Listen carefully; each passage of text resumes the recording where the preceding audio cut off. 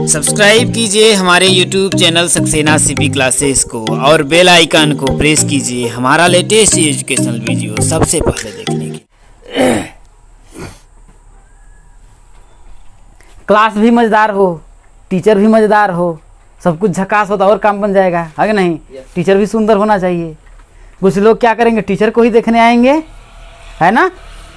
तो यही बात है। चलिए, क्वेश्चंस क्या कह रहा है कि जांच कीजिए कि क्या प्राकृतिक संख्या n के लिए, भाई प्राकृतिक संख्या n, तो प्राकृतिक संख्या क्या होती है? वह संख्या जो कहां से प्रारंभ होती है? एक से प्रारंभ होती है और अनंत तक चली जाती है।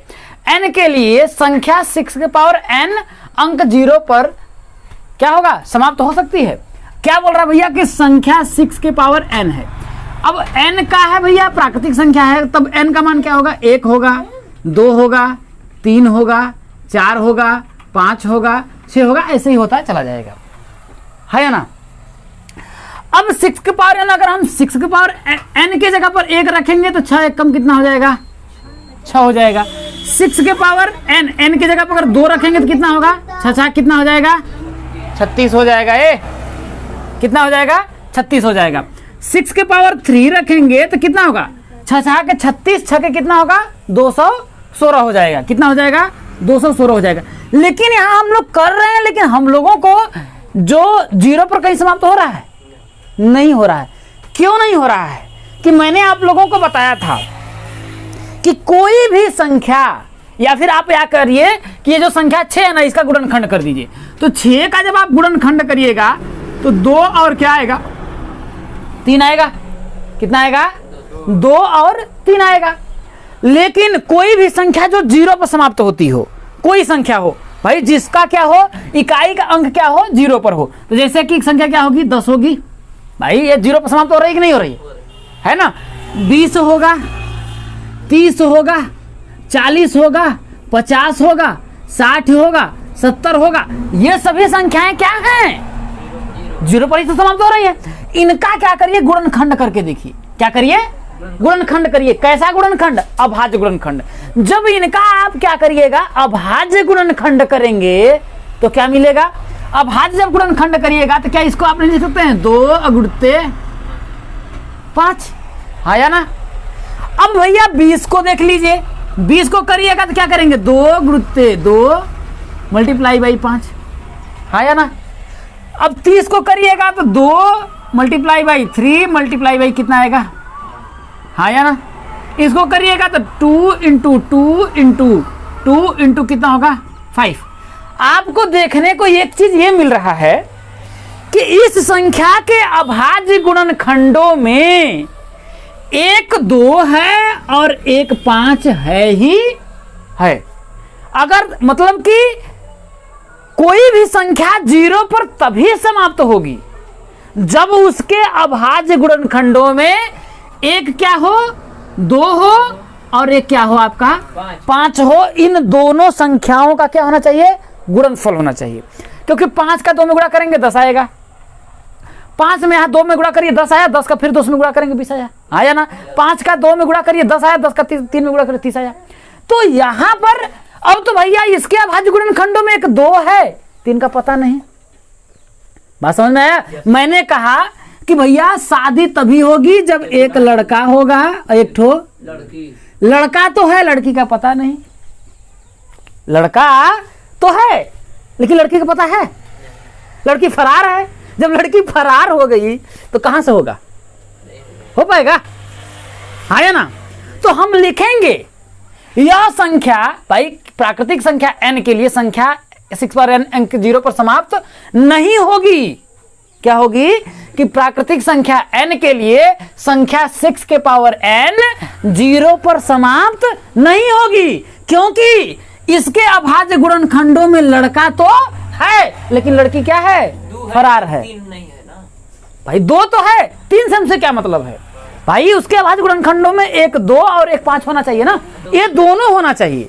अब इसमें क्या है? 2 है लेकिन 5 नहीं है। तो हम लिखेंगे ना कि वही प्राकृतिक संख्या n के लिए संख्या 6 के पावर n अंक 0 पर समाप्त नहीं होगी, क्योंकि 6 के अभाज्य गुणनखंडों में 2 तो है लेकिन 5 का भाई 5 नहीं है। कहने का मतलब लड़का तो है, लड़की पता नहीं, फरार है। तो शादी कैसे होगी? अपने हाथ थोड़ी ना गांठ बांध लेंगे, 7 फेरा ले लेंगे, अग्नि को साक्षी मान करके मैं स्वयं शादी अपना करता हूँ, ऐसा तो होगा नहीं ना, समझा नहीं? तो बस आपको बस यही आप लोगों को लिख देना। हाँ बस, अरे इसको बस लिख ले, एक बार लिखे या 2 बार लिख लीजिए, क्या फर्क पड़ता है? या फिर आप पहले इसको लिख लीजिए, भाई संख्या 6 का अभाज्य गुणनखंड 2 × 3 आ रहा है। लेकिन मैंने आपको क्या बताया था? मैंने आपको यही बताया कि कोई भी संख्या शून्य पर तभी समाप्त होगी जब उसके अभाज्य गुणनखंडों में एक क्या हो, 2 हो और एक 5 हो। तो इसमें भैया 2 है, 5 नहीं है, इसलिए यह संख्या शून्य पर समाप्त नहीं होगी। बस यही लिखना है, इतिहास भूगोल लिख लीजिए, बस आंसर समझ में आया? कि व्याख्या कीजिए कि 7 × 11 × 13 + 13 और 7 × 6 × 5 × 4 × 3 × 2 × 1 + 5 भाज्य संख्याएं क्यों हैं? यह कह रहा है कि आपको बताना है कि यह जो संख्या है वह भाज्य संख्या ही क्यों है। तो सबसे पहले हम क्या करते हैं ना, इसको सबसे पहले क्या करिए, सॉल्व कर लीजिए, हल कर लीजिए, पूरा जितना मान है उसको निकाल लीजिए। इसको करेंगे, देखिए 7 × 11 × 13 प्लस का 13 है। अब ऐसा करिए ना, ये देखिए 13 इसमें भी है, 13 इसमें भी है, तो क्या करते हैं हम सुविधा के लिए क्या करते हैं, कॉमन ले लेते हैं। या तो इसका देखिए, इसका इसमें गुणा करके जो मान आए उसमें 13 जोड़ दीजिए, या फिर हम आसानी के लिए क्या करते हैं, 13 को क्या करते हैं, बाहर निकाल लेते हैं। जब बाहर निकाल लेंगे तो भैया इसमें 7 × 11 बचेगा। अब भाई 13 कॉमन हो गया तो यहाँ बचेगा कितना, 1 बचेगा, कॉमन हो गया तो यहाँ पर प्लस ये भी तो बाहर हो गया तो बचेगा कितना, 1। तब तो 13 1 कम है या ना? यहाँ तक समझ में आ रही बात? अब क्या करिए, इसको सॉल्व कर लीजिए। तो 13 × 11 7 कितना होगा, 77। अब प्लस कितना है आपका, 1, तो हो जाएगा देखिए 13 × 77 और में 1 जोड़ेंगे तो कितना होगा आपका, है या ना?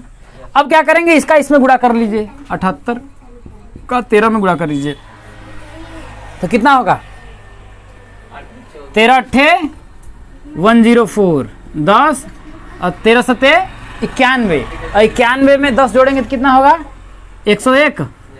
तो कितना आएगा, 1014 आएगा। कितना आएगा, 1014 आएगा। भाई पहले मैंने इसको सॉल्व कर लिया। अब क्या करिए भैया आप कि इसको भी सॉल्व कर लीजिए।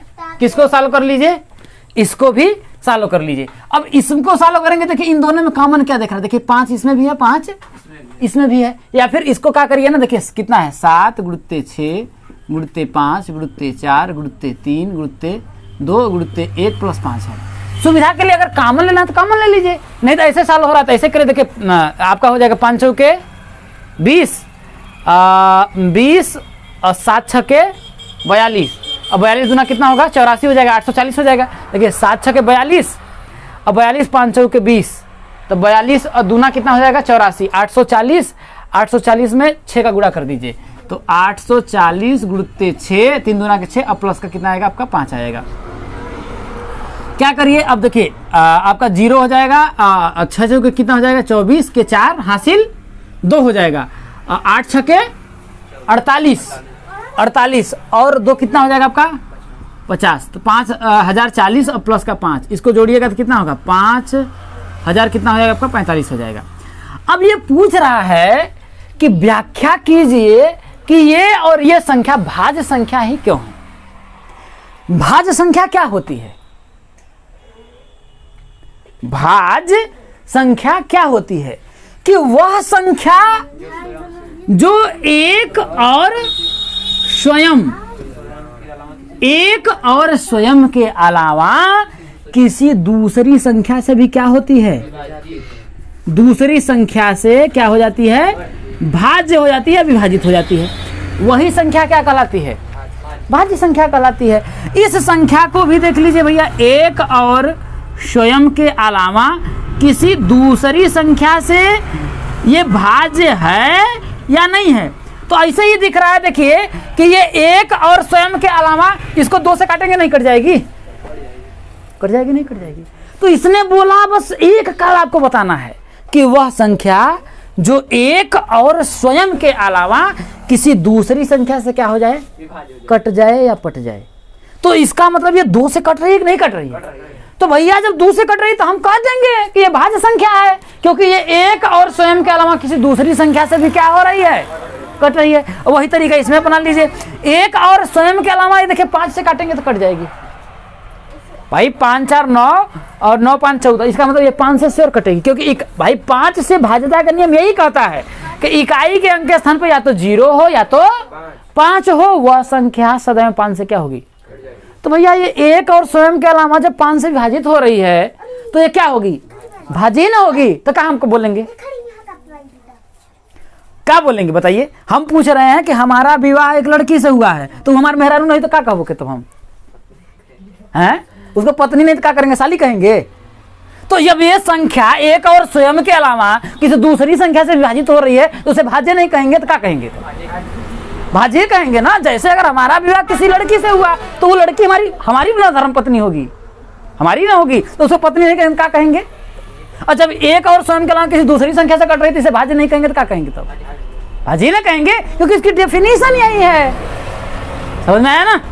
इसे उतार लीजिए। इस प्रश्न का प्रश्नावली का ये आखिरी क्वेश्चन है और बहुत ही सिंपल साधारण क्वेश्चन है, सिर्फ इतना बड़ा है, इतना बड़ा देख करके डरवाने की कोशिश कर रहा है। क्या बोल रहा है कि किसी खेल के मैदान के चारों ओर एक वृत्ताकार पथ है। खेल का मैदान है और उसके चारों तरफ कैसा पथ है, एक वृत्त के आकार का भैया पथ है, एक तो ऐसे इस शेप का आपका क्या है, पथ है। यहां तक समझ में आया? अब बोल रहा है इस मैदान का एक चक्कर लगाने में सोनिया को 18 मिनट लगते हैं। मान लेते हैं कि भैया यहां से अगर सोनिया स्टार्ट करती है भाई ए बिंदु से, अगर ये सोनिया दौड़ रही है, कौन, सोनिया अगर ये दौड़ रही है तो इसको यहां से लेकर के यहां तक पुनः यहीं पर आने में, यहां से दौड़ते हुए यहां पर आने में उसको कितना मिनट लग रहा है, 18 मिनट लग रहा है। कितना, 18 मिनट लग रहा है। यहां तक बात बोल रहा है। जबकि इसी मैदान का एक चक्कर लगाने में रवि को 12 मिनट लगते हैं। भैया रवि लड़का है कि नहीं है, सोनिया क्या है, लड़की है। अब इसलिए थोड़ा सा टाइम ये सोनिया जो है वो 18 मिनट लेती है। 18 मिनट कौन ले रहा है, सोनिया ले रही है। और रवि जो है यहीं से दौड़ता है तो वो कितना लेता है, 12 मिनट का समय लेता है। कितना, 12 मिनट का समय लेता है। यहां तक तो कोई दिक्कत नहीं है। आगे क्या बोल रहा है, मान लीजिए वे दोनों एक ही स्थान और एक ही समय पर चलना प्रारंभ करते हैं। मान लेते हैं कि इसी पॉइंट से कौन, सोनिया और रवि इस पथ पर क्या करते हैं, चलना प्रारंभ करते हैं एक ही समय पर। जैसे 5 बजा तो मतलब दोनों दौड़ना क्या करेंगे भाई, रेस की दौड़ होती है तो सबको एक ही समय दौड़ा जाता है ना। तो मान लीजिए कि सोनिया और रवि यहीं से क्या करते हैं, दौड़ना स्टार्ट करते हैं। कहां से, यहीं से। नहीं, दोनों लोग एक ही दिशा में, यहां पर बोल रहा है, यहां देखिए दोनों एक ही स्थान और एक ही समय पर चलना प्रारंभ करते हैं। प्रारंभ करके एक ही दिशा में चलते हैं, यहां बोल रहा है ना एक ही दिशा में। तो दोनों यहीं से दौड़ना क्या करते हैं, यहां पर स्टार्ट करते हैं एक साथ में। ठीक, तो कितने समय बाद वे पुनः प्रारंभिक स्थान पर मिलेंगे। तो वो पूछ रहा है कितने समय बाद इसी पॉइंट पर ये दोनों मिलेंगे, यही बात वो पूछ रहा है। भैया पहला चक्कर काएंगे तो रवि 12 मिनट में पहुंच जाएगा भाई, 12 मिनट में ये पहुंच जाएगा। अब ये पहुंचेगी तो कहा, मान लेते हैं भाई इधर रहे होगी 12 मिनट में, यही रहेगी होगी।